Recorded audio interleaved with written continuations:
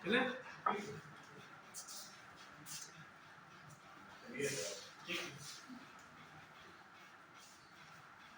तो क्या चर्चा करेंगे। अभी हाल फिलहाल में अभी देखो डिजास्टर हुआ ज़्यादा टर्की में, और उसी के बारे में ऑपरेशन दोस्त इंडिया के द्वारा चलाया गया था, उसके बारे में थोड़ा चर्चा करेंगे। फिर उसके बाद यूपी पीसीएस वाला कंटेंट लौटेंगे। ठीक है, तो कौन सा ऑपरेशन चलाया गया था? ऑपरेशन दोस्त। ऑपरेशन दोस्त। ऑपरेशन दोस्त।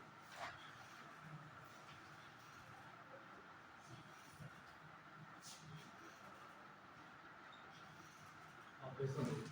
ये ऑपरेशन दोस्त किसके लिए चलाया गया है? भारत, इंडिया, इंडिया के द्वारा चलाया गया है। कहाँ पे?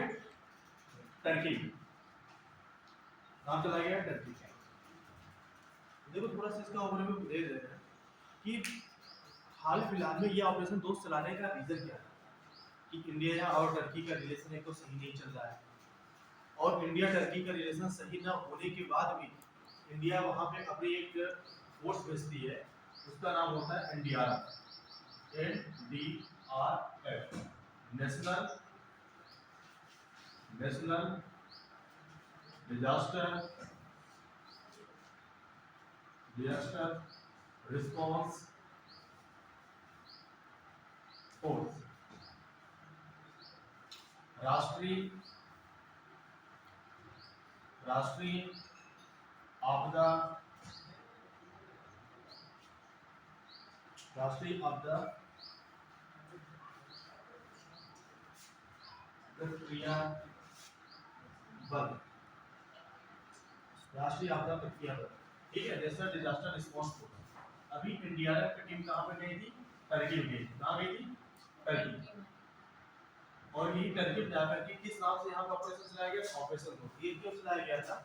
ये चलाने का अभी आप सब बाहर ही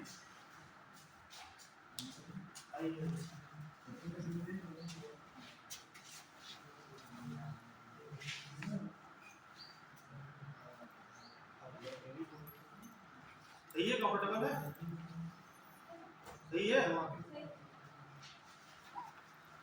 चले हाँ चले। अभी चलाया गया था ऑपरेशन, ऑपरेशन दोस्त था, दोस्त उसका नाम था। इस नाम के थ्रू अभी एनडीआरएफ की team, national disaster response force, राष्ट्रीय आपदा प्रतिक्रिया बल को भेजा गया था टर्की कि वहां पे क्या आया था कि अभी भूकंप आया था, अर्थक्वेक आया था। अर्थक्वेक आने की वजह से वहां पे बहुत ज्यादा क्या हो गया था? विनाश हो गया, बहुत ज्यादा डिस्ट्रक्शन हो गया था, जिसकी वजह से वहां पे कैसी सहायता चाहिए थी टर्की को? अब टर्की को दूसरे देशों से मदद चाहिए था, मानवीय सहायता चाहिए था। और मानवीय सहायता के लिए इंडिया इसी वजह से एक एक्ट पास करती है, नेशनल डिजास्टर मैनेजमेंट अथॉरिटी का गठन किया। इसके बारे में पढ़ा है, गठन किया गया था इस एक्ट के थ्रू, 2005 के अधिनियम के थ्रू ये इसका गठन किया गया था। इस गठन के थ्रू एनडीआरएफ का निर्माण हुआ था, नेशनल डिजास्टर रिस्पांस फोर्स का। तो ये क्या करता है कि जब कोई भी प्राकृतिक, ये भी पूरा पढ़ा है, इसे लेकिन नहीं पढ़ाते हैं, जब किसी भी प्लेस में या इंडिया में या इंडिया के नेबर्स कंट्री में या ऐसी जगह जहाँ पे इंडिया को अपना संबंध अच्छा बनाना है, तो वहाँ पे ऐसी force, national disaster response force वहाँ पे जाती है और वहाँ पे कैसी सहायता देती है? मानवीय सहायता देती है।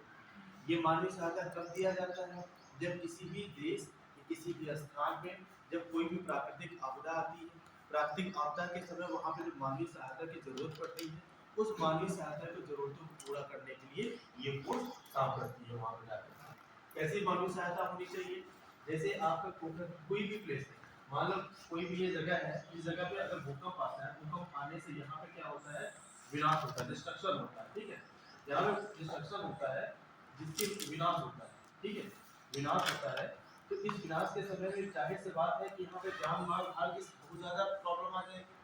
यहाँ पे सबसे बड़ी समस्या किसकी आगे खड़ी होती है? ऐसे जगहों पे सबसे बड़ी समस्या हेल्थ इशू आता है। क्या आती है? स्वास्थ्य की समस्या आती है। किसकी समस्या आती है? स्वास्थ्य की समस्या आती है। अब स्वास्थ्य की समस्या में वो देश इतना कैपेबल अभी नहीं हो पा रहा है कि वो तुरंत तुरंत उसे कंप्लीट कर ले। अगर उसके पास पॉपुलेशन इस टाइप की अगर फोर्स है भी, लेकिन उसके पास अभी तुरंत तुरंत मानवीय सहायता चाहिए ना अपने आस पास नेबर कंट्री की।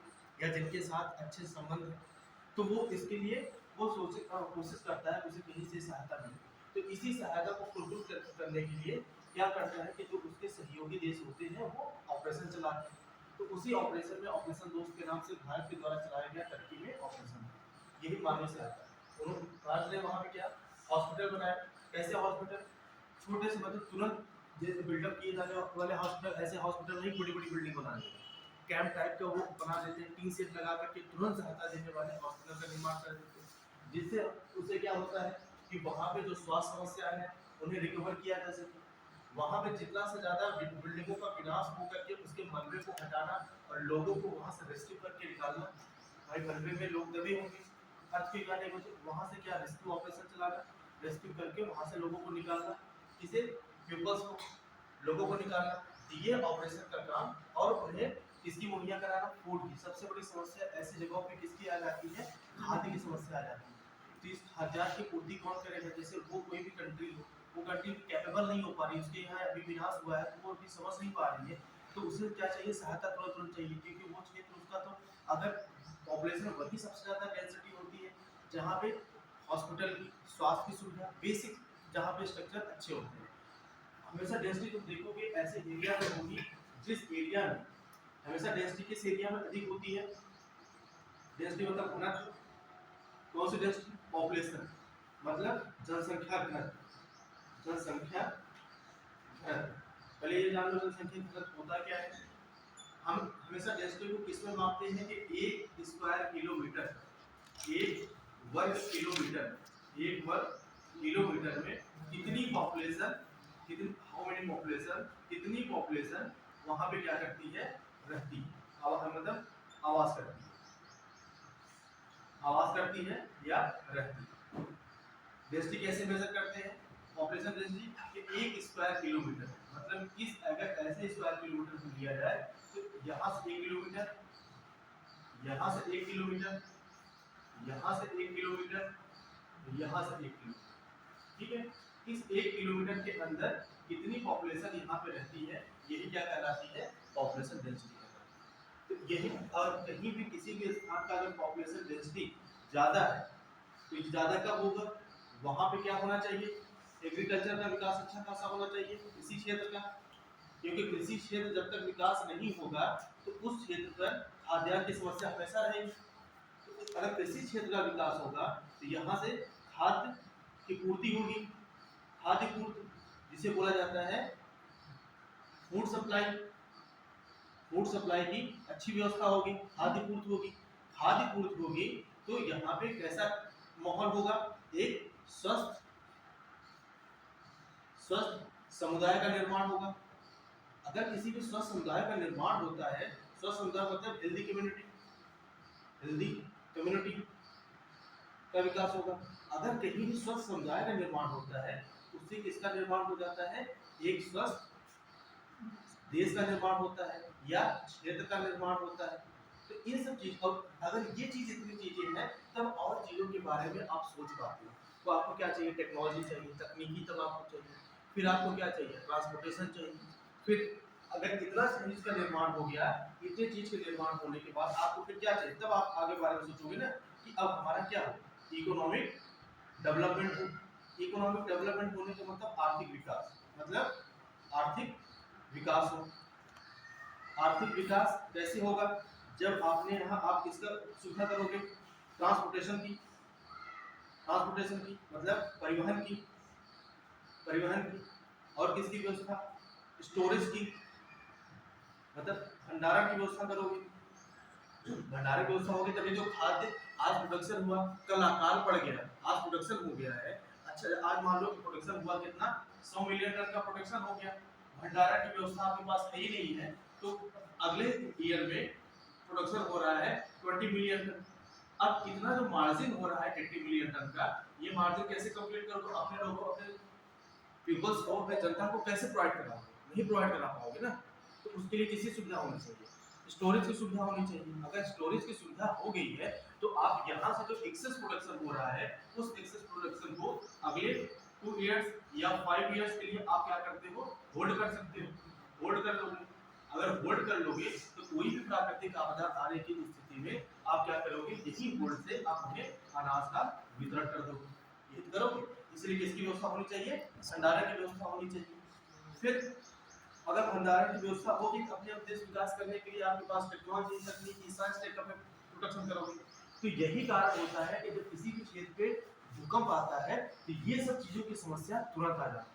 जब ये समस्या आ जाती है, इसी समस्याओं का समाधान करने के लिए अपने अलग अलग देशों के साथ हम या अपने पड़ोसी, अपने दोस्त देशों के साथ ये मतलब ये चाहते हैं तो हमारी हेल्प करें। हाँ, कोई क्वेश्चन?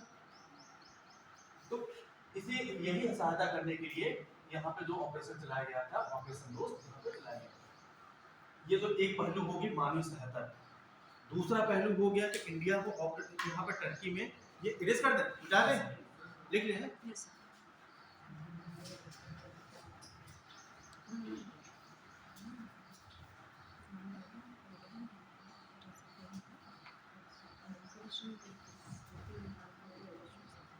अब दूसरे पहलू की बात करते हैं। देखो इंडिया की अभी जो पिछले कुछ सालों में जो छवि बनी है, वो छवि बनी है कि हम क्या है, इस्लाम के अगेंस्ट ना, ये नैरेटिव टाइप का फैला हुआ है। तो हमें वर्ल्ड लेवल पे अपने आप को क्या दिखाना है कि हम किसी भी एक रिलीजन, एक धर्म, एक संप्रदाय, एक सेक्ट की तरफ हमारा झुकाव नहीं है। हम क्या चाहते हैं, हमारा क्या मकसद है, ग्लोबल पीस। क्या है, ग्लोबल पीस। हमारा क्या मकसद है, वैश्विक शांति। वैश्विक शांति हमारा क्या मकसद होता है, वैश्विक शांति हमारा मकसद है। वैश्विक शांति का अगर हमारा मकसद है, इस मकसद के थ्रू हम किसी भी एक धर्म या एक समुदाय की तरफ हम इंक्लाइन नहीं हो सकते, हम उसकी तरफ जा नहीं सकते। तो हमें इस बात बारे में अपने विश्व लेवल पे एक प्लेटफॉर्म पे, एक मंच पे हमें अपने आप को ऐसा वजूद तैयार करना होगा कि हम एंटी इस्लामिक नहीं है। तो टर्की क्या है, इस्लामिक कंट्री, और ये हमेशा क्या करता है, इस्लाम का खलीफा बनना चाहता है। जिसकी वजह से प्रॉब्लम आती है, अरब पेनिनसुला में रहने वाला एक बड़ी कंट्री है जो इस्लामों को उसे लीड करता है, वो है सऊदी अरेबिया। और इधर कौन है, टर्की। इन दोनों में ये कॉन्फ्लिक्ट रहती है और इस्लामिक कंट्री है, हमेशा ये इसी इस्लाम के चक्कर पे ये इंडिया को बयान करता रहता है कश्मीर वाले मुद्दे पे। हाँ, फ्रेंड कंट्री भी नहीं है, क्या बोल रहे हैं? हाँ, नाटो का है नहीं, वो नाटो नहीं है, ये टर्की नाटो का कंट्री, नाटो में, ठीक है। तो इंडिया क्या चाहता है, वैश्विक शांति चाहता है, और वैश्विक शांति पे अपने आप को ये मंच प्रूव करना चाहता है कि इंडिया क्या है, एक सेक्युलर है। सेक्युलर, ये तो संविधान के थ्रू सेक्युलर है। सेक्युलर मतलब, सेक्युलर मतलब पंथ निरपेक्ष, पंथ निरपेक्ष मतलब भारत किसी भी एक धर्मों की मान्यता नहीं देता है, ये सभी धर्मों के बराबर से मान्यता है, चाहे वो कोई भी धर्म हो। ऐसे क्या बोला जाता है इसे, पंथ निरपेक्ष, सेक्युलर है। इस सेक्युलर को प्रूफ करने के लिए और ये बताने के लिए हम किसी एक धर्म समुदाय की तरफ हम इंक्लाइन नहीं है। इसकी छवि में ऑपरेशन दोस्त बहुत बड़ा पॉलिटिकल इंपॉर्टेंस रोल प्ले कर सकता है, ठीक है। ये रीजन हो सकता है, ठीक है। देखिए कोई ये रीजन ऐसा नहीं है कि ये है ही, लेकिन एक रीजन हो सकता है क्योंकि हमेशा इंडिया और टर्की का रिलेशन सही नहीं है, उसकी वजह बीच में पाकिस्तान, क्योंकि वो हमेशा पाकिस्तान का सपोर्ट करता है। और दूसरा, इस ग्लोबल पीस की वजह से अपने आप को ये शांति दिखाता है। दूसरा क्या हुआ, अब इसी पहलू पे बात करते हैं आगे। अब मैप बना ले, मैप के थ्रू बात करते हैं पॉलिटिकल, ठीक।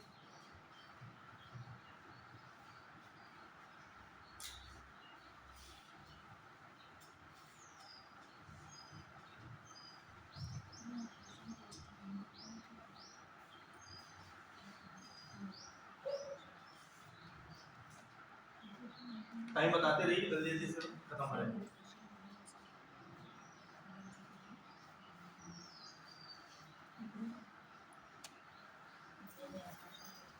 मान लीजिए क्षेत्र आपका किसका है, टर्की का। ये वाला, ये माउंटेन है, ये माउंटेन है, ये अनातोलिया पेनिनसुला है। इस माउंटेन का नाम है ओरगुल माउंटेन। क्या नाम हिंदी में लिख सकते हैं इसे, देवनागरी लिपि में ओरगुल।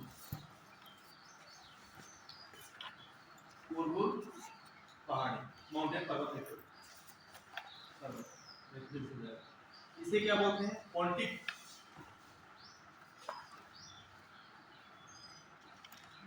पोंटिक माउंटेन, ठीक है। ये क्या है? ये है अनातोलिया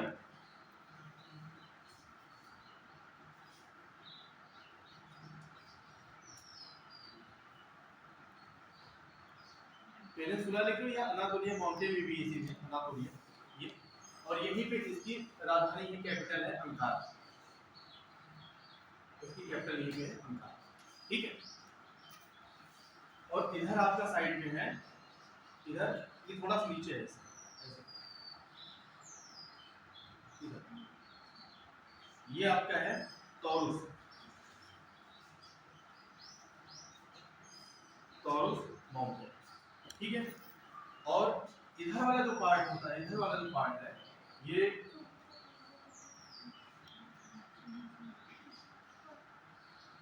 बड़ा सा, इधर आपका होता है ये ईस्टर्न टॉरस,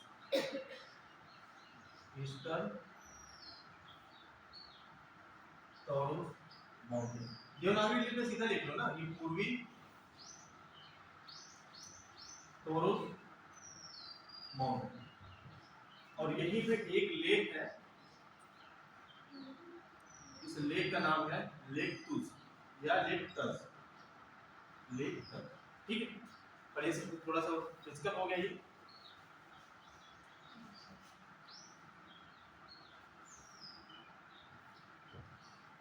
लिख लिए? लिख लिए?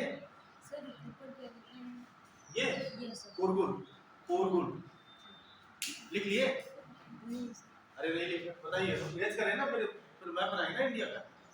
सर ये साइड में ये टॉरस माउंटेन, टॉरस देवनागरी लिपि में सीधे सीधे लिख लीजिए ना, इसमें हिंदी यस टॉरस, ठीक है। ये लेक झील है, इसे क्या बोलते हैं? तस झील।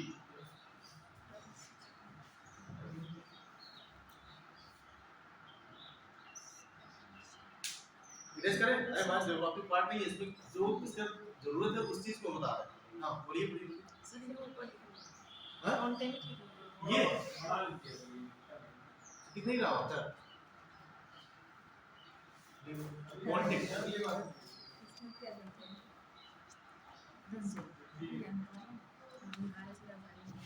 पोंटिक माउंटेन, पोंटिक नहीं बता दिया करिए ना, अब आदत है टॉपिक लिखने वाले तो उसी हिसाब से लिखा जाता है। पोंटिक, ठीक है। आगे चले? Yes sir.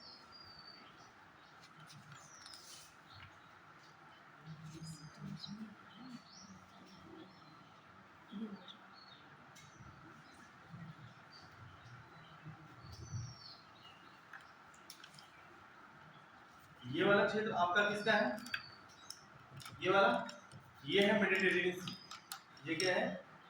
मेडिटेरेनियन सी या भूमध्य सागरी,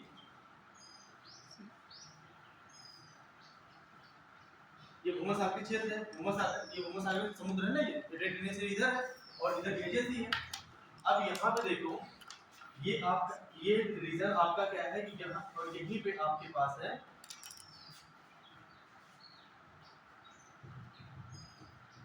इधर में इंडिया किधर बना पूरा बंदा बना पड़ेगा। अब देखिए ये है इंडिया। अब इंडिया और टर्की में यहाँ पे क्या था कि टर्की के साथ रिलेशन का दूसरा पहलू ये है कि टर्की यहीं पे है अरब पेनिनसुला, यहीं पे क्या है? अरब पेनिनसुला है। ये अरब पेनिनसुला में इस्लामिक सेंटर में, अगर ये आपका अफ्रीका से ऊपर साइड में, ये अफ्रीका है, ये है आपका अरब पेनिनसुला, ठीक है। ये इंडिया है, ये है अरेबियन पेनिनसुला, अरेबियन पेनिनसुला, और इसी अरेबियन पेनिनसुला में क्या है? सऊदी अरब, सऊदी अरब। अब इंडिया का इससे अच्छा रिलेशन नहीं, इंडिया का इससे अच्छा रिलेशन न होने का वजह है कि अभी हाल ही फिलहाल में बार बार ये इस्लामिक को ये लीड करना चाहता है, इस्लामिक क्षेत्र को। इस्लामिक क्षेत्रों को लीड करने में समस्या आ रही है कि यहाँ पे रहने वाला कौन सा सऊदी अरब, क्या हो रहा है, इन दोनों के साथ इनके संबंध अच्छे नहीं है, इन दोनों के साथ सब संबंध अच्छे नहीं है। तो यहाँ से संबंध इंडिया किसके साथ संबंध बढ़ा रहा है, सऊदी अरेबिया के साथ संबंध बढ़ा रहा है। और कैसे संबंध बढ़ा रहा है, ऐसे नहीं कि अपना कल्चरली जो संबंध, कल्चरली इसके साथ कोई ऐसा रिलेशन तो इंडिया का वैसे है नहीं, इंडिया में भी मुस्लिम रहते हैं, यहाँ पे भी मुस्लिम रहते हैं, जो अपना सांस्कृतिक महत्व के साथ संबंध बढ़ा रहा है। दूसरा, डिफेंस सेक्टर से ज्यादा सहयोग नहीं हो रहा है, इससे ज्यादा सहयोग हो रहा है इकोनॉमिक सेक्टर में, आर्थिक क्षेत्र में। इसके साथ कैसा संबंध बढ़ा रहा है, ये आर्थिक क्षेत्र में लगातार, आर्थिक क्षेत्र में लगातार इसके साथ क्या कर रहा है, व्यापार बढ़ता चला जा रहा है, इंडिया के साथ व्यापार सऊदी अरेबिया के साथ बढ़ता चला जा रहा है। और हाल फिलहाल में इसका जो संबंध है, यही यहाँ ये वाला क्षेत्र जो नॉर्थ ईस्ट का है, ये किसका है, पाकिस्तान का, पाकिस्तान का। इसका संबंध किससे हो रहा है, पाकिस्तान से। जब इसका संबंध पाकिस्तान से बढ़ रहा है तो इसका कॉन्फ्लिक्ट मेडिटेरेनियन सी में किसके साथ है, साइप्रस के साथ। तो इंडिया किसके साथ संबंध बढ़ा रहा है, फिर साइप्रस के साथ। क्योंकि हाल फिलहाल में क्या हुआ कि हमेशा टर्की का जो रिलेशन, वो अलग पॉइंट चला था कि जो टर्की का कॉन्फ्लिक्ट चल रहा है मेडिटेरेनियन में, वो ग्रीस के साथ है और साइप्रस के साथ है। और इंडिया टर्की को काउंटर करने के लिए वो किसके साथ संबंध बना रहा है, वो साइप्रस के साथ। किस क्षेत्र में बढ़ा रहा है साइप्रस के साथ, रक्षा के क्षेत्र में, डिफेंस सेक्टर में। और इकोनॉमिक सेक्टर में और कल्चरली सांस्कृतिक रूप से किसके साथ ये सेक्टर बढ़ा रहा है, ये सऊदी अरेबिया के साथ। क्योंकि ये जितनी बार ये इस्लाम को आप लीडर समझेगा, वहां अगर किसके साथ, सऊदी अरेबिया के साथ संबंध बढ़ाएंगे, तभी तो यहाँ काउंटर कर पाएंगे। और उसे काउंटर करने के लिए किसके साथ बढ़ाएंगे, साइप्रस के साथ। साइप्रस कहाँ की कंट्री है, भूमध्य सागरीय क्षेत्र की कंट्री। और भूमध्य सागर में इसका कॉन्फ्लिक्ट किसके साथ है, साइप्रस के साथ। तो इसी वजह से हाल फिलहाल के यही सिनेरियो चल रहा था अभी तक। भूकंप के पहले मैं बता रहा हूँ, आज के पहले यही सिनेरियो चल रहा था कि इंडिया की तरफ से कोई भी विदेश मंत्री वहां पे जाके मिलता नहीं था, ना उनके डेलीगेशन में नहीं जाता था। लेकिन जैसे साइप्रस जाकर के ये डिफेंस सेक्टर में उन्होंने जाके वहां पे डील की, और वो डील इसे खराब लगी टर्की को। लेकिन उसी के बाद टर्की में आ गया क्या, भूकंप। और ये हमेशा हाल अभी 2017 से लेकर के 17 में ये इनका आगमन हुआ था इंडिया में, और 17 के बाद 19 तक कंटिन्यू, 20 तक भी, अभी तक ये किसे सपोर्ट कर रहे हैं, पाकिस्तान को सपोर्ट कर रहे हैं। पाकिस्तान के सपोर्ट होने का मतलब रीजन ये है कि पहली बात तो पाकिस्तान कैसी कंट्री है, इस्लामिक कंट्री। और जब फर्स्ट वर्ल्ड वॉर चल रहा था, फर्स्ट वर्ल्ड वॉर में जब टर्की हार जाता है, टर्की के हारने के बाद जितने भी उसमें मुसलमान, मतलब कि जितने भी इस्लाम को रिप्रेजेंट करने वाले या मुस्लिम लीग के जितने लोग थे, उन्होंने किसका समर्थन दिया था, वो टर्की का समर्थन दिया था। तो आज से इसका ऐतिहासिक पॉइंट ऑफ व्यू है कि वो आज भी वो रिमूव करके नहीं जाएगा, वो जाएगा, अगर मदद करेगा तो पाकिस्तान मदद करने के लायक हो या ना हो, फिर भी उसकी वो मदद करेगा। वो मदद किस क्षेत्र में कर रहा है पाकिस्तान के साथ, एजुकेशन में, ट्रांसपोर्ट में, परिवहन में, तकनीकी में, टेक्नोलॉजी में। क्योंकि अभी देखिए, अभी न्यूज में था कि टेक्नोलॉजी के सेक्टर में वो अभी वहाँ पे उसे टेक्नोलॉजी दे रहा है जिससे वो सबमरीन उसकी बिल्डअप हो सके, उसके पोत बिल्डअप हो सके, तो उसके कार्गो शिप बिल्डअप हो सके उस क्षेत्र में। और ड्रोन के क्षेत्र में वो बार बार उसे टेक्नोलॉजी प्रोवाइड करा रहा है। तो इसी क्षेत्र में तो ये जब फर्स्ट वॉर चल रहा था, फर्स्ट वर्ल्ड वॉर के हारने के बाद भी टर्की का समर्थन किसका रहा, पाकिस्तान। और पाकिस्तान जब आजाद होता है, पाकिस्तान किस बेस पे बना है, वो इस्लामिक बेस पे बना है ना, इस्लामिक बेस पे बना है। क्योंकि उसकी थ्योरी नहीं थी two nation theory. Two nation theory कौन दिया था, ये कब आई थी, मतलब दो राष्ट्र बटे थे 1930 में इलाहाबाद में मुस्लिम लीग का सेशन चल रहा था, ठीक है। तो अपने लाहौर के 1940 वाले उसमें बोला था कि देखो वो वहाँ पर बात नहीं, पहले ही बात आ जाती है। 1930 में कॉन्फ्रेंस चल रहा था वहाँ पे कराची में, और कराची में वही मोहम्मद इकबाल साहब होते हैं जो सारे जहां से अच्छा हिंदुस्तान इधर देते हैं। लेकिन उसके 34 इयर्स के बाद, 34 साल के बाद, लगभग 1896, फिर उसके बाद 1930 में जब इलाहाबाद में सेशन चल रहा था, वहां पे उन्होंने दो राष्ट्र सिद्धांतों का उपयोग किया, टू नेशन थ्योरी। वही इकबाल साहब जो सारे जहां से अच्छा हिंदुस्तान यहाँ बोलते हैं, और वहीं पे जा करके दो राष्ट्र के बारे में बात करते हैं। और उसी के बाद से रहमत अली चौधरी के द्वारा नाउ और नेवर पत्रिका में इन्होंने किस शब्द का दिया, पाकिस्तान शब्द का वर्णन किया। पाकिस्तान शब्द जानती हो कि पंजाब वाला क्षेत्र, सिंध वाला क्षेत्र और इंडस वाला क्षेत्र और आपका बलूचिस्तान तान वाला मिला करके आपका क्या बना है पाकिस्तान। पंजाब सिंध वाला क्षेत्र हो गया वो, और फिर उधर तान वाला क्षेत्र हो गया बलूचिस्तान वाला। तो इस बेस पे इसका हमेशा किसके साथ संबंध बना रहेगा, टर्की के साथ ऐतिहासिक दृष्टि से इसका संबंध रिलेशन बना है। ठीक है, बस इससे अब बहुत ज्यादा इसमें अगर आप जाएंगे तो फिर साइप्रस वाला मुद्दा लेके चले जाएंगे, वो पॉइंट अलग हो जाएगा। ठीक है, अभी तुम्हारे प्री के सिनेरियो में इससे ज्यादा नहीं है, वो फिर मेंस टॉपिक हो जाएगा, पता चला जाएगा। प्री सिनेरियो में इतना है कि ऑपरेशन दोस्त क्या है, इसके बीच चलाया जा रहा है। अब ये भी जानने के हकदार थे कि मतलब ये ऑपरेशन दोस्त चलाने का रीजन क्या था। पहला रीजन यही है कि भारत को अपने आप को ग्लोबली पीस को दिखाना है। इतना बड़ा यहाँ समिट चल रहा है कि G20 सम्मेलन, ऐसे मंच पे अपने आप इंडिया बार बार ये प्रूफ करता रहे, और ये नाटो का मेंबर टर्की भी है, और इस बारे में प्रूफ कराना कि हम किस पे विश्वास रखते हैं, पीस पे, सिक्योरिटी पे, इसलिए हम विश्वास रखते हैं। दूसरा कि हम बार बार हमेशा हमारा शांति मिशन हमेशा जाता रहता है, हम बार बार हम किसकी तरफ मूव करते रहते हैं। अगर कहीं भी डिजास्टर या कहीं प्राकृतिक आपदा आती है, वहाँ पे हमेशा हम माली सहायता देने के लिए तत्पर रहते हैं। और दूसरा उसके साथ क्या, हम एंटी इस्लामिक कंट्री नहीं है, या एंटी इस्लाम, हम किसी भी एक सेक्ट एक समुदाय की तरफ इंक्लाइन नहीं है।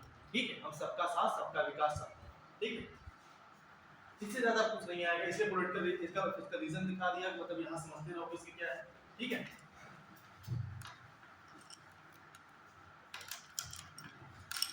अब पहले ये जो जान लो कि यहाँ पे एक वर्ड का यूज हुआ था एनडीआर, हाँ, इसके बारे में जान लीजिए क्या है ये। हाँ बोलिए। हम उसमें हुआ था 1914, हाँ तुर्की का विभाजन होने वाला था, तो हाँ उसी वजह से देखो ऑटोमन संतान था, ऑटोमन संतान से पॉइंट ही अलग है। ऑटोमन संतान था, उसमें तुर्की के लिए बोला गया था इसे कीमत होने से स्टार्ट करना है, ये टर्की को सबका हिस्सा मानते हैं। उसमें बोला गया है कि जब ये हमें लोग कहते ही कि आप हमारे साथ विश्व युद्ध में जीतिए, हम इनका क्या करेंगे, विभाजन नहीं करेंगे। लेकिन ऐसा हुआ, हारने के बाद उन्होंने टर्की का क्या किया, विभाजन। अकॉर्डिंग से आगे रहे थे, उनको सुना रहे थे, ठीक है। और उसी विभाजन लेकिन से भारत में जैसे यहाँ विभाजन बहुत घटा होने वाला था, तो भारत में आंदोलन हुआ था ना, तो मतलब जो इसके संबंध जो है इस तरह से अच्छी है। देखो हाँ आपसे बोलिए क्या है कि टर्की जो उसमें जो समाज था ना, बड़ा समाज, तो जो जितने भी मुसलमान होते थे, इंडियन मुसलमान स्पेशली, वो टर्की के मुसलमानों को अपना क्या मानते थे, खलीफा मानते थे। तो मुसलमान में तुम देखोगे तो खलीफा जैसे माना जाता है, मतलब वो आदेश देने वाला, उनका क्या है, गुरु। अब जैसे तुम खलीफा मानते हो, खलीफा मानने का मतलब उनके अगर उन्हें कुछ दिक्कत आ रही हो, तो उन्हें दिक्कत आएगी, क्या वो आपको दिक्कत ऑटोमेटिकली आएगी, क्योंकि आप उनके क्या फॉलोअर मानता वाले। तो इंडियन मुसलमान इसीलिए भोजन पहले से ही नहीं करते थे। गांधी जी गांधी जी को देख गांधी जी को हिस्ट्री का देखो, गांधी जी तो ऐसे आए, गांधी जी को क्या चाहिए था, वो 1915 में, ये भाई साहब तुम हिस्ट्री कहाँ है, हमें ले चल रहे, चलो अच्छा ठीक है। हिस्ट्री देखो हमारा सब्जेक्ट नहीं है, किसी दूसरे टीचर को दिक्कत होने लगेगी ना। उस समय क्या हुआ कि जब गांधी जी 1915 में यहाँ पे लौट के आए, तो 1915 में लौटने के बाद उन्हें क्या था कि पॉलिटिकल सिस्टम को देखना था, कैसे पॉलिटिकल सिस्टम चल रहा है। तो गांधी जी उसके बाद जो आंदोलन किए, 3 आंदोलन उसके पहले कर चुके हैं। ये सबसे बड़ा आंदोलन उनका चंपारण सत्याग्रह का किया, ये सबसे बड़ा, पहली बार उन्होंने सत्याग्रह वर्ड का जो इंट्रोड्यूस किया गया है। सत्याग्रह होता क्या है कि आप शांति व्यवस्था के साथ, अहिंसा के साथ अपनी मांग को मनवाने का जो पहला प्रथम प्रयास था, वो गांधी जी ने ही आपको आकर के यहाँ पे सिखाया था, चंपारण में।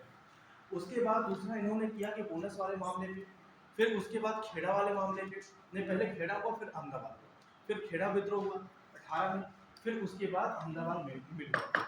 ये तीनों में लगभग इन्हें क्या मिल गई थी, सफलता मिल चुकी थी। और उसी के बाद से ही क्या हुआ कि इसका सेकंड वर्ल्ड वॉर का अंत, फर्स्ट वर्ल्ड वॉर का अंत होता है। और वहीं पे क्या होता है कि टर्की का विभाजन होता है। उस विभाजन में यहाँ के मुसलमान क्या होते थे, पूरी तरह से अग्रेसिव हो जाते थे। तो उनके मन में ये जहन आया कि यही ऐसा व्यवस्था है जब हिंदू और मुसलमान को एकता के साथ मिला करके हम आंदोलन कर सकते हैं अपनी बात, अपनी आज़ादी के लिए। क्योंकि उसमें हमारी जो आज़ादी होती थी, हम किस बारे में देखते थे, डोमिनियन स्टेटस की बात करते थे, शासी राज की बात करते थे कि सोवर्निटी आपके पास नहीं है, लेकिन हम चला यहाँ पे अपना राज्य लोकल बॉडीज के रूप में है वो हम देखेंगे। जैसे आयरलैंड में होता था, स्कॉटलैंड होता था, मेन आयरलैंड। तो वैसे ही उसमें जो नेता थे, बड़े बड़े नेता, वो जोसा मेहता हो गए, पीपी टैलेंट हो गए, तो वो सब यही चाहते हैं। बदरुद्दीन तैयब जी हो गए, ठीक है, तो ये सब यही चाहते हैं। तो इसी वजह से इन दोनों को मिलाना था। इसमें जबकि आगाह किया था मोहम्मद अली जिन्ना ने कि उलेमाओं को यहाँ पे शामिल न करो, नहीं तो ये आपके लिए समस्या या प्रॉब्लम आपके साथ आ जाएगी, मुझे बताइए नहीं। फिर देखिए, और फिर उसके बाद देखिए चला टूटी गया, फिर देखो कैसे पुनिशन थी, फिर उसके बाद बदलते हुए फिर परिवर्तन हिस्ट्री ना ले जाए, पर सब्जेक्ट है दूसरे का ही, ठीक है।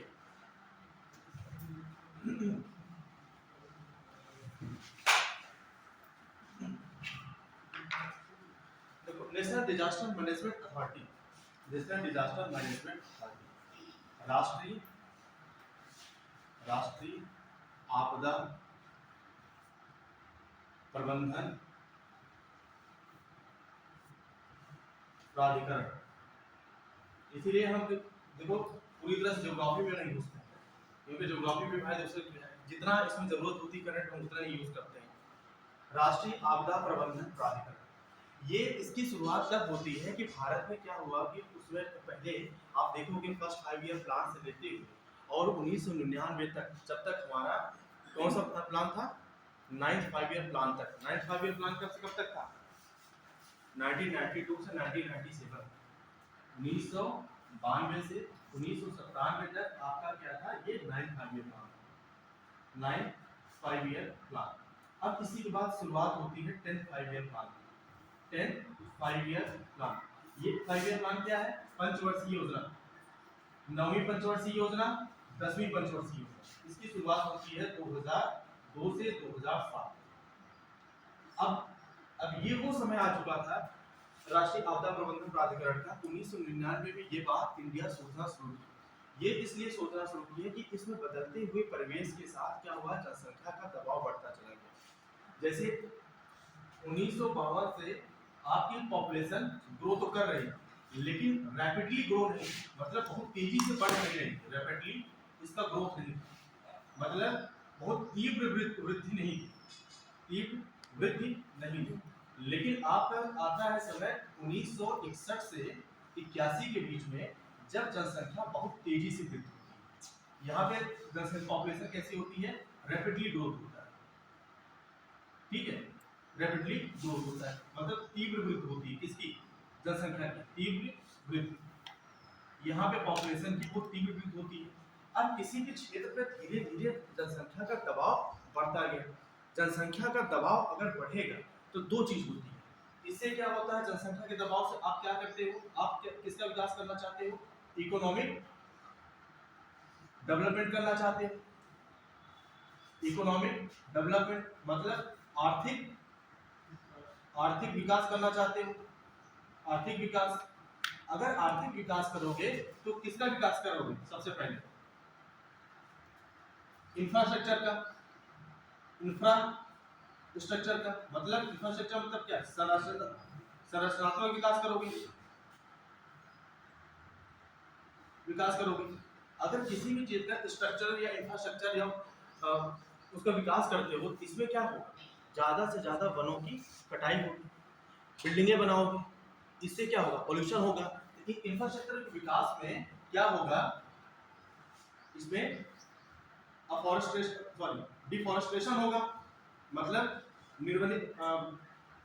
वनों का उन्मूलन होगा, वनों की कटाई होगी, डिफॉरेस्टेशन।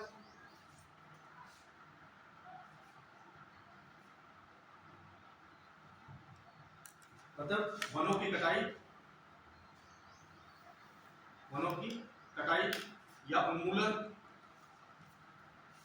इससे क्या होगा, और प्रदूषण की समस्या के साथ साथ इसके प्रॉब्लम से क्या होगा कि प्राकृतिक आपदाओं का आगमन तेजी से क्या होगा, इससे क्या होगा, जलवायु में परिवर्तन आएगा। जलवायु में परिवर्तन, जब जलवायु में परिवर्तन आ जाएगा तो जलवायु परिवर्तन के साथ क्या होगा, आपका मौसम शिफ्ट होने लगा, कहीं गर्मी बहुत तेज चलेगी, हीट वेव होगा, कहीं पे क्या बारिश बहुत ज्यादा होगी, या किसी भी बिना समय के साथ बारिश बहुत ज्यादा होने लगेगी। इससे क्या हो जाएगा, जलवायु परिवर्तन के साथ प्राकृतिक आपदाओं का प्रचलन धीरे धीरे बढ़ता चला जाएगा। इससे क्या होगा, प्राकृतिक आपदा बढ़ती चली जाएगी, मतलब नेचुरल डिजास्टर,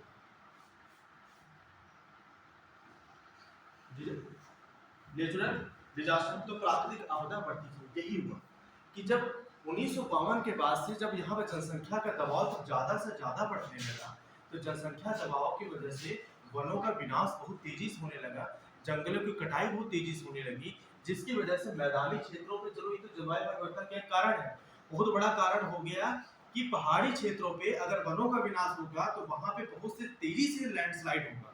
पहाड़ी क्षेत्र, इसकी समस्या क्या होगी, इस अगर वनों का कटाई बहुत ज्यादा हो जाएगी तो वनों के कटाई होने से सबसे बड़ी समस्या कहाँ पे आ जाएगी, पहाड़ी राज्यों में। कहाँ पे आएगी, पहाड़ी राज्यों में, पहाड़ी राज्यों में, पहाड़ी राज्यों में। ये समस्या किसकी वजह से होगी, वनों के कटाई या विनाश से। पहाड़ी राज्य मतलब ये आपका क्षेत्र किसका हो गया, हिमाचल का, ये किसका होगा, उत्तराखंड का, ये आपका क्षेत्र हो गया कश्मीर वैली का, कश्मीर का, ठीक है। ये क्षेत्र हो गया किसका, सिक्किम का, ये किसका क्षेत्र हो गया, आपका पूरा नॉर्थ ईस्ट, नॉर्थ ईस्ट, पूर्वोत्तर क्षेत्र, ठीक है, ये पूर्वोत्तर क्षेत्र का हो गया। ऐसे क्षेत्रों पे क्या होता है कि पहाड़ क्या होते हैं कि इस उत्तराखंड पे और हिमाचल प्रदेश में, इन सब क्षेत्र, उत्तराखंड के रीजन में इन सब पे क्या होता है कि न्यू आपके young folded mountain, young mountains, तो ये इनके बेटे धीरे धीरे अभी इनमें क्या हो रहा है, विकास धीरे धीरे चल रहा है। तो जिसकी वजह से अगर माउंटेन पे क्या होगा कि अब आपके दो माउंटेन होंगे, एक तो ऐसी होगा जिसका जो इस टाइप में हो, जिसमें बहुत स्टीपली डाउनफॉल नहीं है, तुम देखोगे इनमें थोड़ा सा बेस मिलता जा रहा है, ठीक है। और एक आप क्षेत्र देखोगे,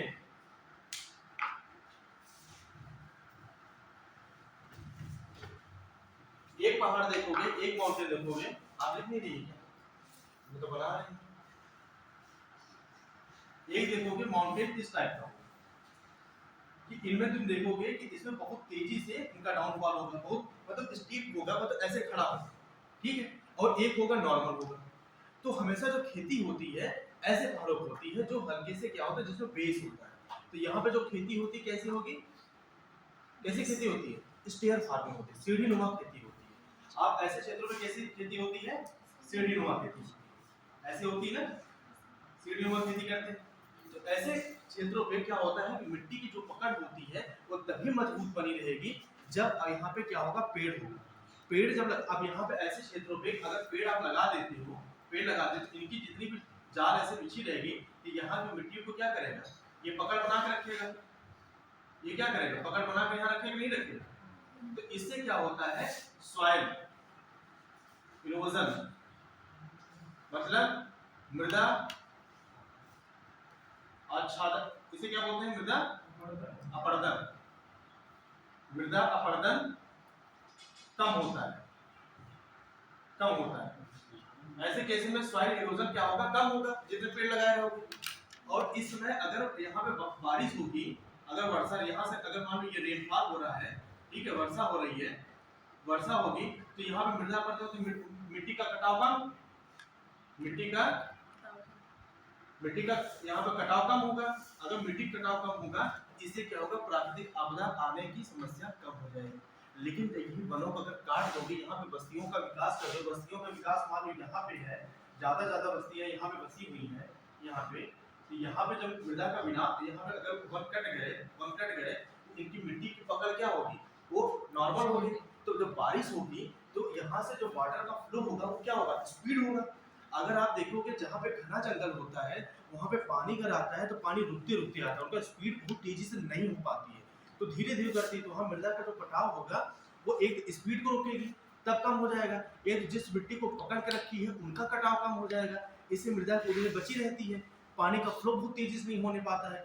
लेकिन जब यहाँ पर वर्क कट जाएंगे और यहाँ पे इनका रोड या किसी चीज का विकास कर दोगे ज्यादा और यहाँ पे जो बस्ती यहाँ पे बसी है तराई क्षेत्रों में, तो यहाँ पे जब वर्षा होगी यहाँ पे एक फोर्स के साथ, क्योंकि पानी का वॉल्यूम तो सीधा सीधा हो गया, इसे रोकने वाला कोई नहीं। अब यहाँ पे एक बड़े एरिया में पानी बहाव लेकर के बहुत तेजी से नीचे आएगी, तो यहाँ पे एक तो काटते हुए आएगी, मिट्टी का बहाव होगा, लैंडस्लाइड होगा, और ऊपर से यहाँ पे जब आएगी यहाँ पूरा ऐसे इसका विनाश हो जाएगा, तो ये आपदा का कारण बन जाता है। तो इसी आपदा को सबको रोकने के लिए 1999 में ये बात चर्चा में कमेटी बनाई गई कि अब भाई पॉपुलेशन का दबाव बहुत ज्यादा बढ़ता चला जा रहा है, ये समस्याएं बढ़ती हुई जा रही हैं, इन समस्याओं को खत्म कैसे किया जाए। हमारे पास कोई इसके लिए अथॉरिटी या फोर्स नहीं है, अलग से कोई इसे ट्रेनिंग देने वाली फोर्स नहीं है जिसे ट्रेन किया जाए कि अगर प्राकृतिक आपदा आती है उसके पहले आप कैसे उन्हें सजेशन दोगे, सुझाव दोगे, उसके बाद कैसे रेस्क्यू करोगे, इस प्रकार की ट्रेनिंग होनी चाहिए, ये हमारे पास अभी नहीं है। तो इसी वजह से 1999 में भी ये बात चली, लेकिन 2001 का भुज का भूकंप, भुज का जो अर्थक्वेक आया, इस अर्थक्वेक के बाद 2001 के बाद ये कमेटी बनाई गई। अब इन्हें पता चल गया भुज में जो अर्थक्वेक आया, ये बात पता चल गई, तो 2001 में इन्होंने कमेटी बनाई। तो इस कमेटी जो बनाई, इस कमेटी के आधार पर एक्ट पास होता है 2005 में। 2001 में कमेटी बनी और 2005 में एक्ट पास होता है। उस एक्ट का नाम क्या है? National disaster management act 2005। राष्ट्रीय आपदा प्रबंधन अधिनियम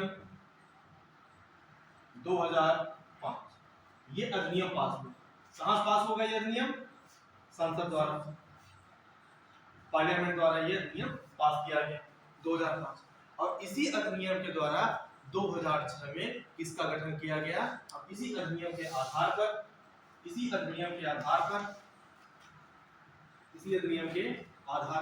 किसका गठन किया गया? राष्ट्रीय आपदा प्रबंधन प्राधिकरण,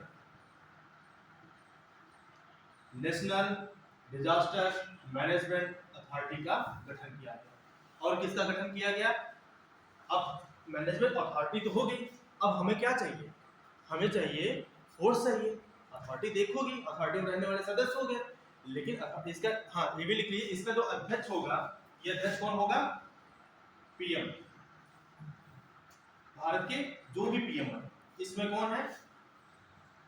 नरेंद्र मोदी जी, ठीक है, पीएम। इसके अध्यक्ष कौन होंगे? प्रेसिडेंट, पीएम होंगे, ठीक है। अब तो हमारे पास अथॉरिटी तो बन गई भाई, प्राधिकरण बन गया।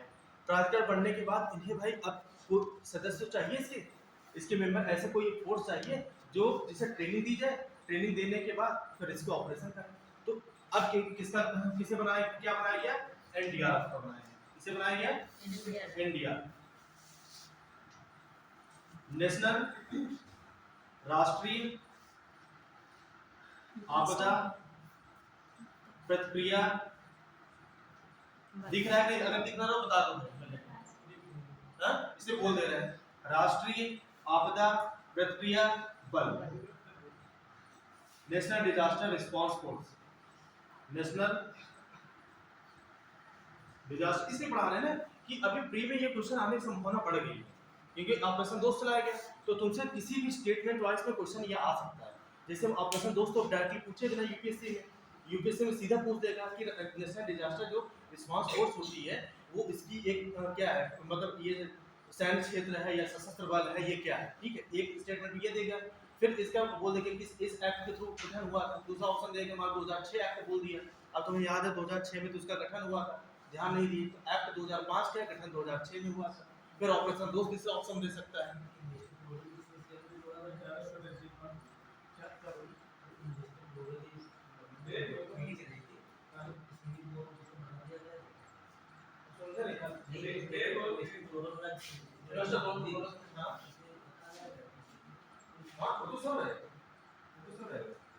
ठीक है, तो तो अब इसमें इसी टाइप से क्वेश्चन तुमसे पूछ सकते हैं, ठीक है, इसलिए हम पूरा बता देते हैं। राष्ट्रीय आपदा प्रतिक्रिया बल, ठीक, इसका गठन किया गया। अब ये बल ऐसा बल का काम क्या है, ये बल कर रहे हैं क्या, ये एनडीआरएफ का काम क्या होता है, नेशनल डिजास्टर रिस्पांस फोर्स, इसका काम क्या होता है, इसका काम ये होता है, पहली बात तो इससे पहले हम क्या देते हैं, प्रशिक्षण देते हैं, ट्रेनिंग देते हैं, प्रशिक्षण देकर के ये तैयार किया जाता है कि आप प्राकृतिक आपदा के पहले आप नॉलेज, मतलब इसका गठन ये होता है कि जैसे प्राकृतिक आपदा आने वाली है उसके पहले आप बता दो, वहां से रेस्क्यू करके हटा लिया जाए, ये काम होता है। दूसरा काम, प्राकृतिक आपदा आने के बाद जो वहां पूरी तरह से विनाश होता है उसमें रेस्क्यू ऑपरेशन अगर करना है फिर कौन करेगी, एनडीआरएफ करेगी।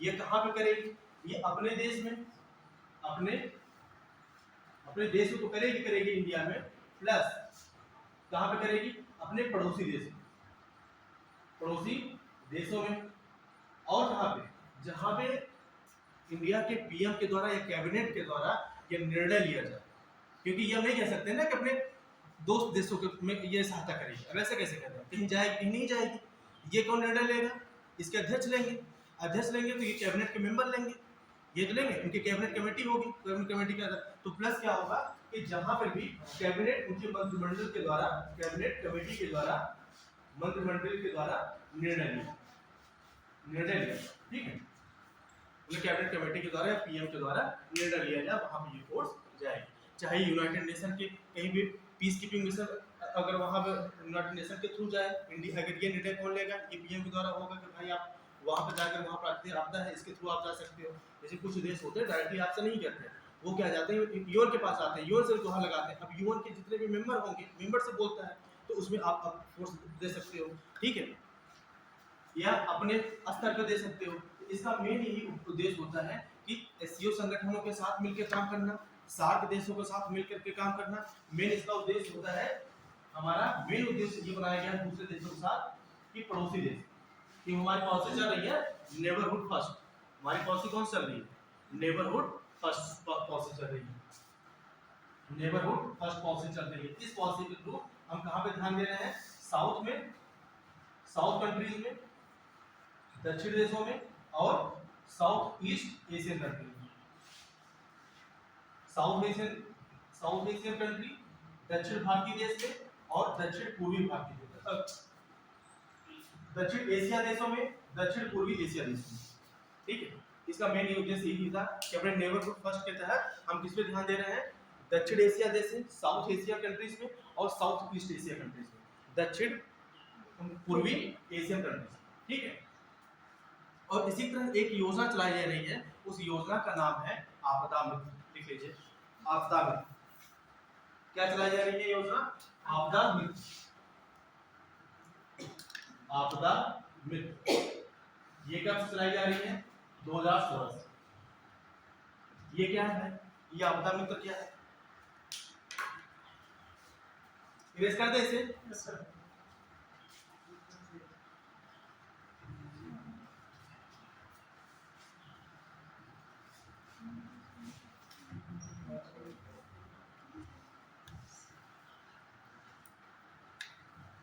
कौन सी योजना चलाई जा रही है, आपदा मित्र। कब चलाई जा रही है, 16।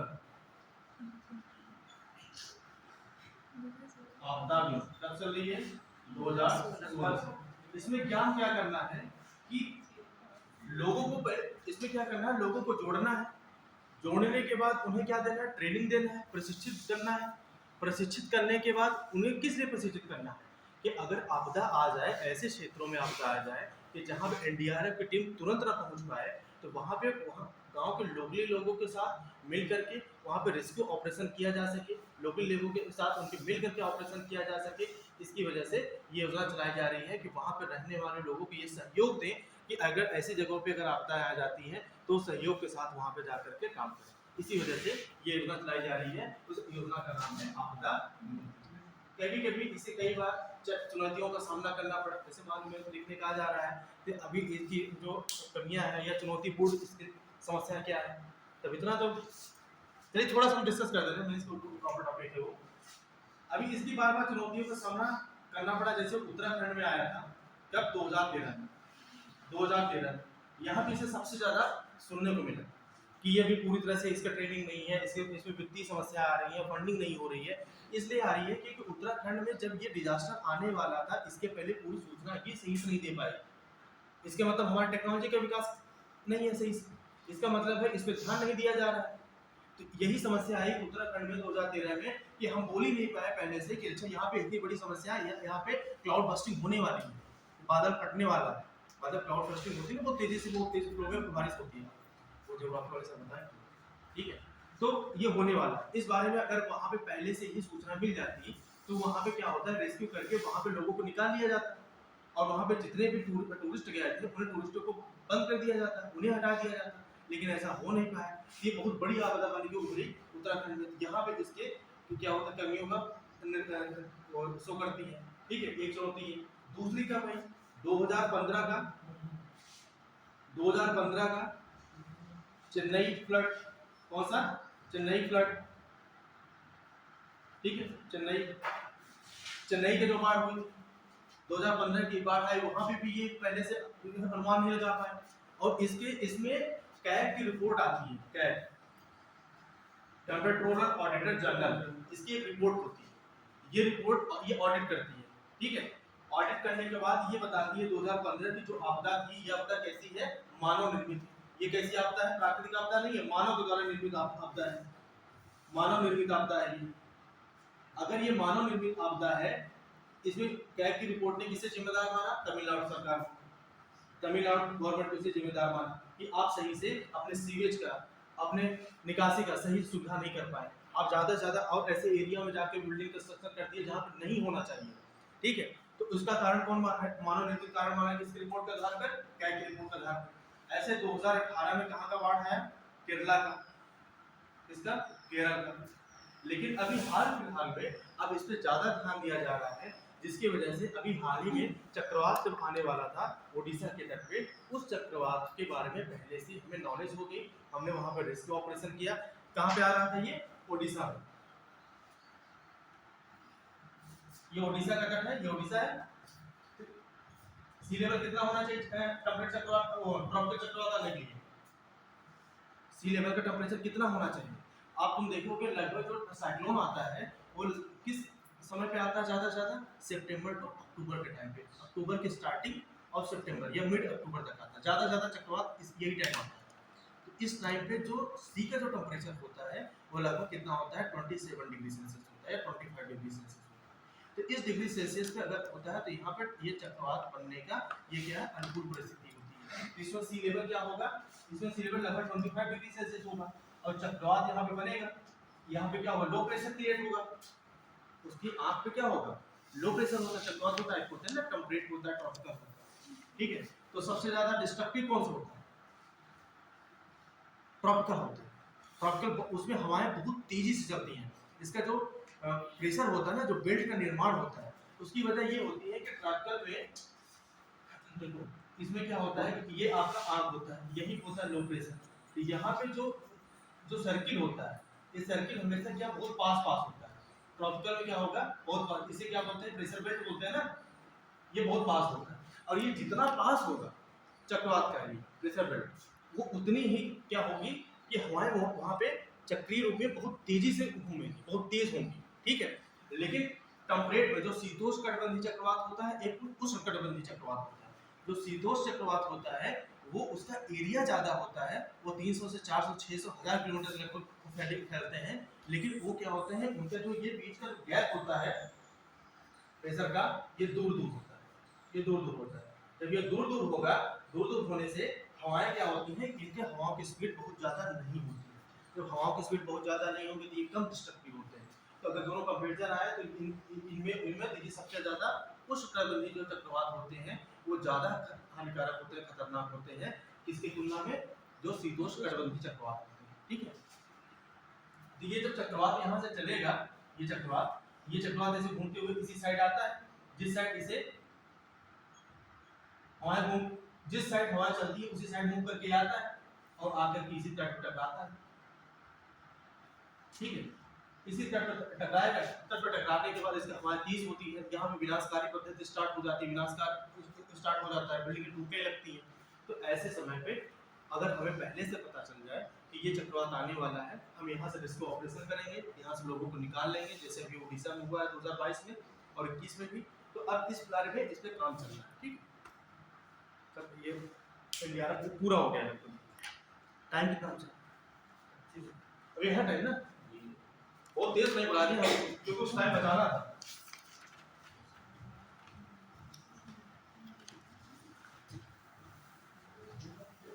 हाँ क्या कर रहे हैं? अरे बोलिए बोलिए,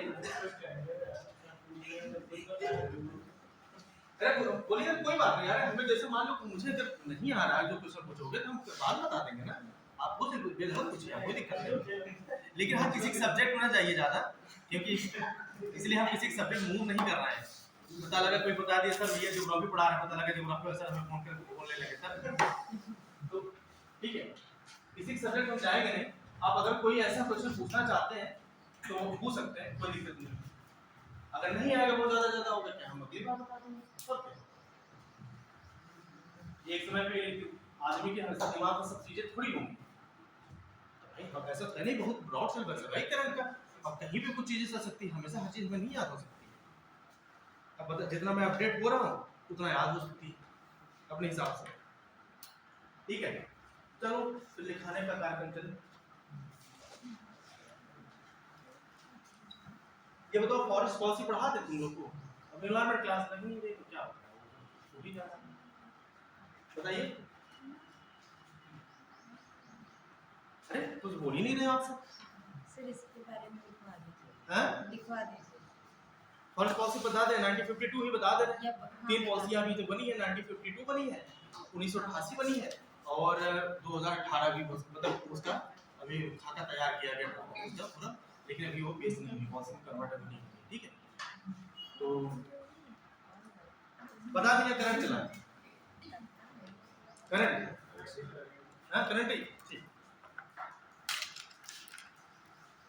लेकिन जैसे फॉरेस्ट प्रोसेस क्वेश्चन आते हैं अब ठीक है, चलिए लिखिए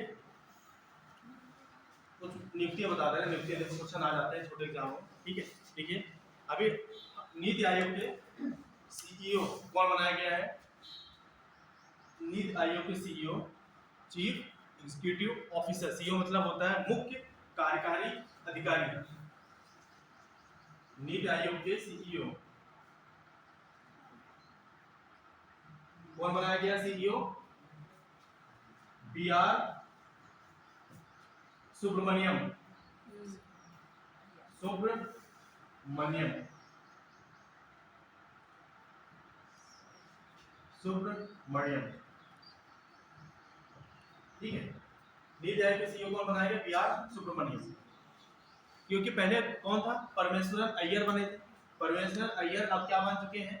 वर्ल्ड बैंक के एग्जीक्यूटिव डायरेक्टर बन चुके हैं, जिसकी वजह से अगर तुम एक बड़ी संस्था के तुम डायरेक्टर बन चुके हैं तो ये पद क्या रह गया? खाली रह गया। इस पद खाली कर रह गया, जिसे भरना जरूरी था, तो इसे किसे बनाया गया? बी आर सुब्रमण्यम को। ये भी क्वेश्चन पूछ सकता है कि परमेश्वरन अय्यर क्या बने हैं? वर्ल्ड बैंक के एग्जीक्यूटिव डायरेक्टर, कार्यकारी निदेशक। परमेश्वरन अय्यर को क्या बनाया गया? वर्ल्ड बैंक का कार्यकारी निदेशक, ठीक है। आगे लिखिए, अभी मैनुएला, मैनुएला, मैनुएला लिख दें।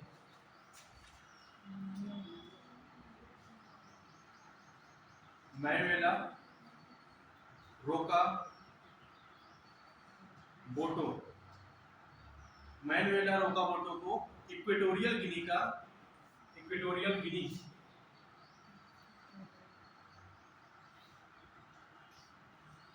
इक्वेटोरियल गिनी का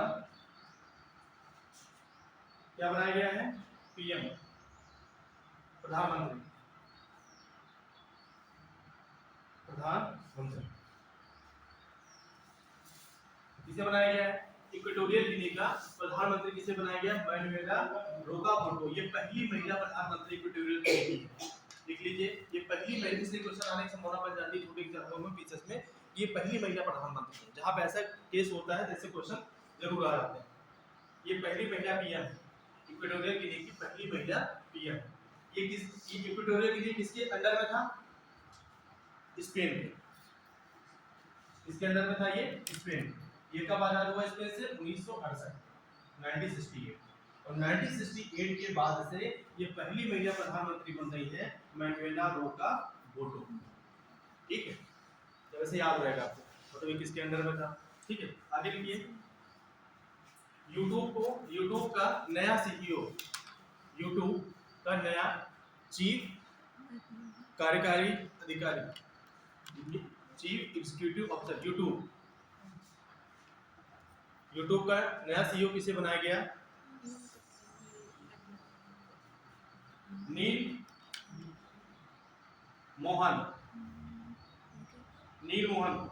ये अमेरिकी है, भारतीय मूल के अमेरिकी हैं, Neel Mohan. New CEO of YouTube कौन बने हैं? नील मोहन।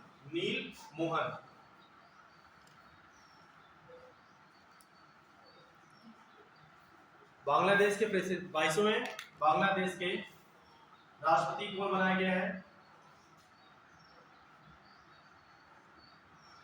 बांग्लादेश के प्रेसिडेंट किस क्रम के हैं? 22वें। क्या नाम है उनका? शहाबुद्दीन चुप्पू। 22वें बांग्लादेश के प्रेसिडेंट कौन बनाए गए हैं? शहाबुद्दीन चुप्पू। लिखना ही है कि लिखने में टाइम लग जाएगा। शहाबुद्दीन चुप्पू लिखना है?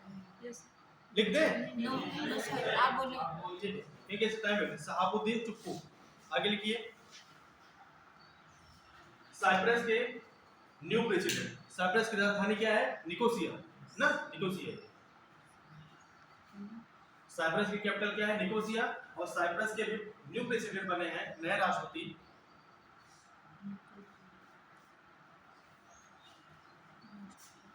निकोस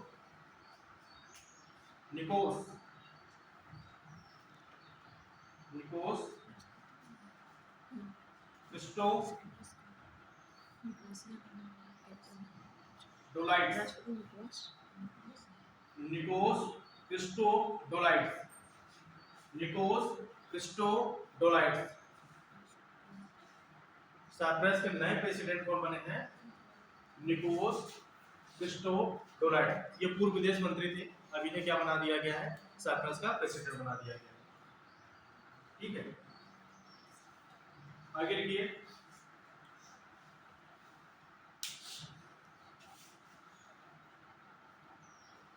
यूनिसेफ का राष्ट्रीय राजदूत किसे नियुक्त किया गया है? यूनिसेफ का राष्ट्रीय राजदूत आयुष्मान खुराना। 2 पॉइंट याद दिला देना अभी खत्म होने से पहले। वर्ल्ड बैंक को एक अभी संस्था का नाम अभी हमने लिया है, एक यूनिसेफ का। ठीक है, इसके बारे में बताना है, ये ब्रेक खत्म करने तक बताएंगे। ठीक है, अगर भूल जाएंगे याद दिला देंगे, दोनों बता देंगे। ठीक है, यूनिसेफ का राष्ट्रीय राजदूत किसे नियुक्त किया गया है? आयुष्मान खुराना। ये कैसा यूनिसेफ? यूनिसेफ इंडिया का आयुष्मान खुराना।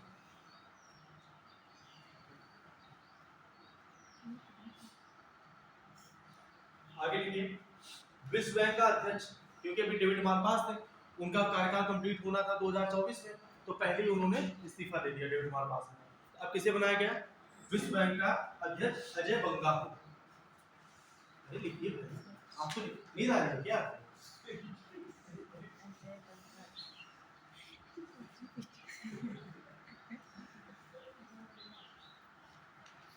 किसे बनाया गया? वर्ल्ड बैंक का नया अध्यक्ष अजय बंगा। अभी हाल ही में डेविड मालपास ने इस्तीफा दे दिया, उनका कार्यकाल खत्म होने वाला था 2024 में, लेकिन उन्होंने इस्तीफा दे दिया। अब इस्तीफा दे दिया तो इतने बड़े संस्था का भाई वहाँ पर अध्यक्ष बनना जरूरी है, तो किसे बनाया गया? अजय बंगा, जो भारतीय मूल के अमेरिकी है, अजय बंगा। ठीक है, इन्हें ये भी लिख लो, इन्हें पद्मश्री से नवाजा गया है 2016 में। क्वेश्चन स्टेट, इन्हें 2016 में पद्मश्री से नवाजा गया है। पुरस्कार 2016 में पद्मश्री अवार्ड दिया गया था, क्योंकि स्टेट में क्वेश्चन आ सकता है ना कि 2015 में दिया गया, 2016 में दिया गया। आजकल देखो स्टेट में क्वेश्चन पीसीस में बन जा रहा है, तो ये ऐसा नियुक्त होने वाले, ये पहले भारतीय मेल थे, अभी तो कोई भी भारतीय मेल मतलब भारतीय मूल का नहीं था जो इसका अध्यक्ष बना हो। तो ये विश्व बैंक का अध्यक्ष को किसे बनाया गया है अभी? अजय बंगा को बनाया गया। ठीक है। हाँ? विश्व की सबसे मेधावी छात्र नताशा, विश्व की सबसे मेधावी छात्र, ये क्वेश्चन आ, क्योंकि ये कंडक्ट कराया जाता है यूएसए में, तो उसमें सबसे मेधावी छात्र कौन सी है, कौन बनी है? नताशा, नताशा पेरियाना, पेरियाना, नताशा पेरियाना यगम, यगम, पेरियाना यगम, नताशा। अरे नहीं आ जाता ना नियुक्तियों में या अपॉइंटमेंट में क्वेश्चन, एक दो क्वेश्चन आ ही जाता है। ठीक है, विश्व की सबसे मेधावी छात्र नताशा पेरियाना यगम, ये लगातार दूसरे वर्ष बनी है, ये लगातार दूसरे, पिछली बार भी यही थी, इस बार भी यही थी। नहीं पता है पता नहीं। देखिए आगे, centre for Australia, centre for Australia India relation, centre for Australia, centre for Australia India relation advisory board, सलाहकार बोर्ड, एडवाइजरी बोर्ड, सलाहकार बोर्ड, इसे बोलते हैं सलाहकार बोर्ड, एडवाइजरी बोर्ड, सलाहकार बोर्ड के अध्यक्ष, ये प्रथम अध्यक्ष, फर्स्ट प्रेसिडेंट, इसे बनाया गया है स्वाति देव, स्वाति देव। ये इंपॉर्टेंट क्वेश्चन है। Centre for Australia India relation, इसलिए कि अभी ऑस्ट्रेलिया इंडिया का रिलेशन एकदम पीक पे है और ये क्वेश्चन आने की संभावना हो जाती है कि जिसका रिलेशन टर्की के साथ, जैसे ऑस्ट्रेलिया के साथ एकदम बहुत ज्यादा न्यूज हो। तो centre for Australia India relation के एडवाइजरी बोर्ड, सलाहकार बोर्ड के प्रथम अध्यक्ष किसे बनाया गया है? स्वाति देव। ठीक है, टाइम कितना बचा है? दो तीन संस्थाओं को बताना, टाइम कितना बचा? अभी 12 मिनट है ना। चलिए देखिए आगे, यूएन के सामाजिक विकास आयोग के, यूनाइटेड नेशन के, संयुक्त राष्ट्र के सामाजिक विकास आयोग के, सामाजिक विकास आयोग के 62वें सत्र के अध्यक्ष, 62वें सत्र के अध्यक्ष, ये इंपॉर्टेंट क्वेश्चन है। यूनाइटेड नेशन के सामाजिक विकास आयोग के 62वें सत्र के अध्यक्ष किसे निर्वाचित किया गया? रुचिरा कंबोज, रुचिरा कंबोज। रुचिरा कंबोज क्या है कि यूएन में भारत के अस्थायी प्रतिनिधित्व भी हैं, यहाँ को भी ऐड कर लो, ये यूनाइटेड नेशन में अस्थायी प्रतिनिधि कौन है? रुचिरा कंबोज है। इसे सामाजिक विकास आयोग के 62वें सत्र के अध्यक्ष के रूप में किसे निर्वाचित किया गया है? रुचिरा कंबोज।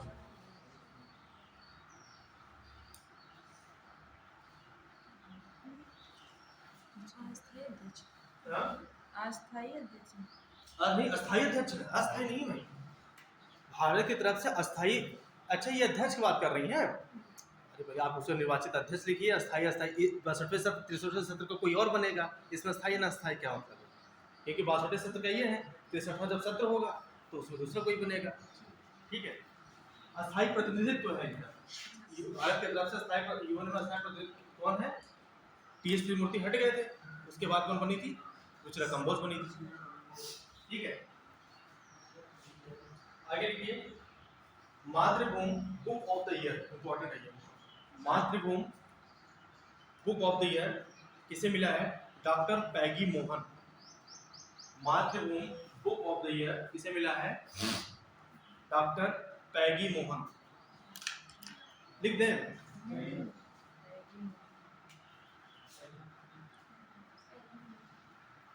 मातृभूमि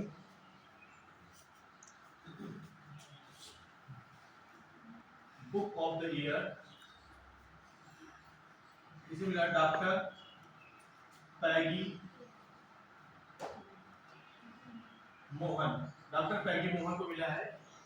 इसके लिए भाषा के विकास के लिए उनकी किताब क्या है? भाषा के विकास के लिए पुस्तक है wonders Kings and merchants. Wonders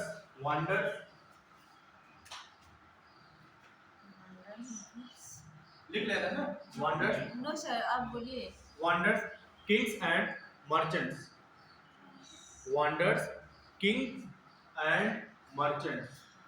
ये किताब किसे चित्रित करती है? भाषा के विकास को चित्रित करती है, इसलिए इन्हें मातृभूमि बुक ऑफ द ईयर किसे मिला गया है? किसे मिला है? डॉक्टर पैगी मोहन को। ठीक है, आगे लिखिए,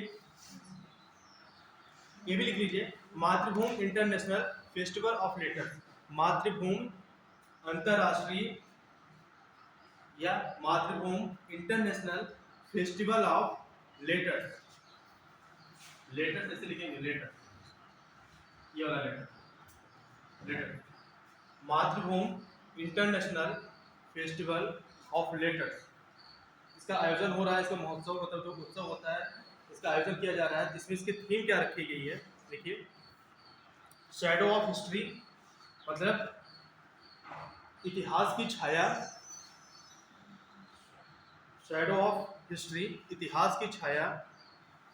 लाइट ऑफ फ्यूचर, भविष्य का प्रकाश। इतिहास की छाया और भविष्य का प्रकाश, इसकी थीम रखेगी। थीम लिख दे रहे हैं,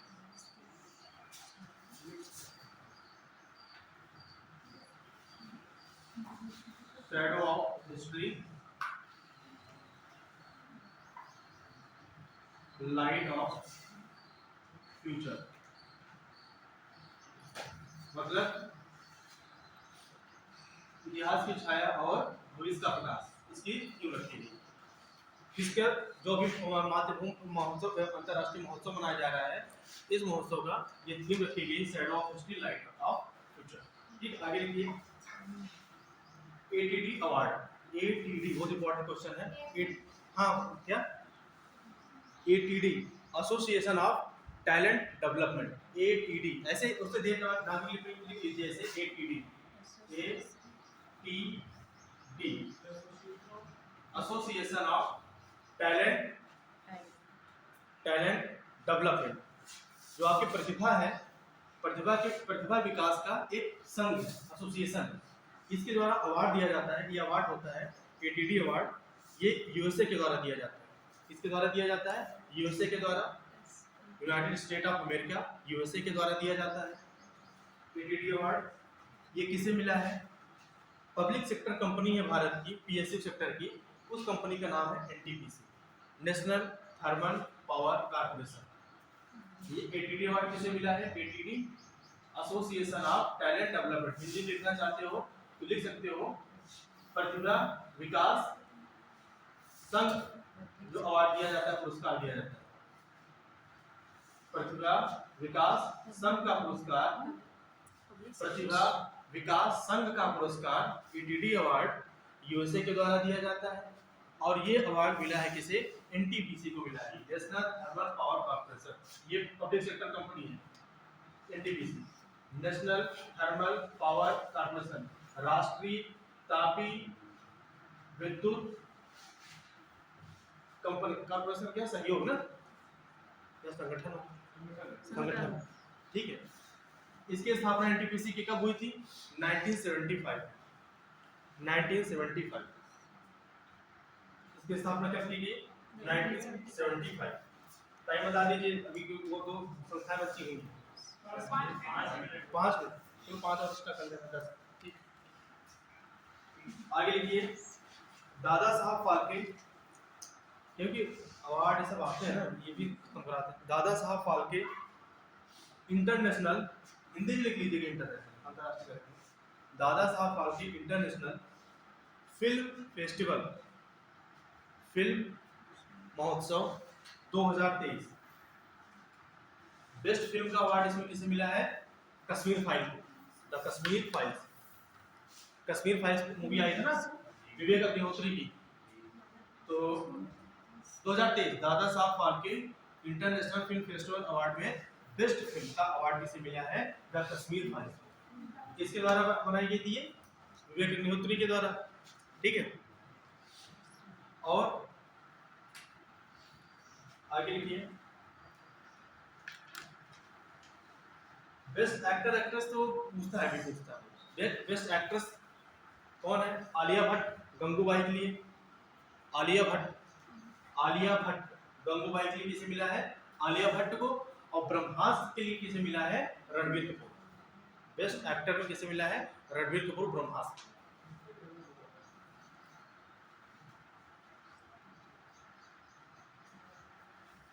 संसद रत्न अवार्ड, संसद रत्न अवार्ड, संसद रत्न अवार्ड। इसमें ये नहीं पूछेगा किसे, क्योंकि सबको नाम याद कर नहीं पाओगे। संसद रत्न अवार्ड मिला है 13 लोगों को। कितने लोगों को मिला है? 13 लोगों को। इसमें कैटेगराइज कर लो। लोकसभा मेंबर को कितने मिला है? लोकसभा कितने मेंबर होंगे? 8 मेंबर। प्लस राज्यसभा कितने मेंबर को मिला है? 5 मेंबर। और 8 + 5, लोकसभा के कितने मेंबर को? 8, और राज्यसभा को 5 मेंबर को। और इसमें 2 समितियों को मिला है, समितियों को नाम लिख लीजिए। पार्लियामेंट कमेटी, 2 संसदीय समितियों को दिया गया है, प्लस 2 संसदीय समितियों। ये इससे क्वेश्चन आ सकता है कि संसद रत्न अवार्ड में कि इसमें से समितियां कौन सी? ये 2 ही है। पहला लिखिए,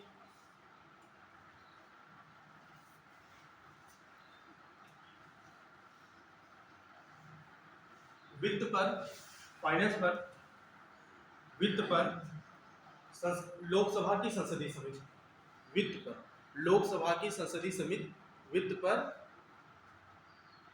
लोकसभा की संसदीय समिति, parliament committee of Lok Sabha on finance matter. ठीक है, वित्त पर, जो फाइनेंस के मैटर पे जो लोकसभा की संसदीय समिति होती है उसे दिया गया है। इसके अध्यक्ष कौन है? वित्त पर लोकसभा संसदीय समिति के जयंत सिन्हा एक कमेटी होगी। दूसरी राज्यसभा से है, कौन सी कमेटी है? पर्यटन, परिवहन।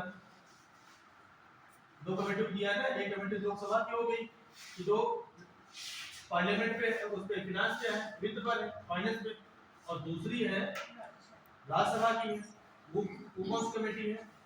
पर्यटन, परिवहन, संस्कृत पर आधारित राज्यसभा की, पर्यटन, परिवहन, संस्कृत पर आधारित राज्यसभा की संसदीय समिति।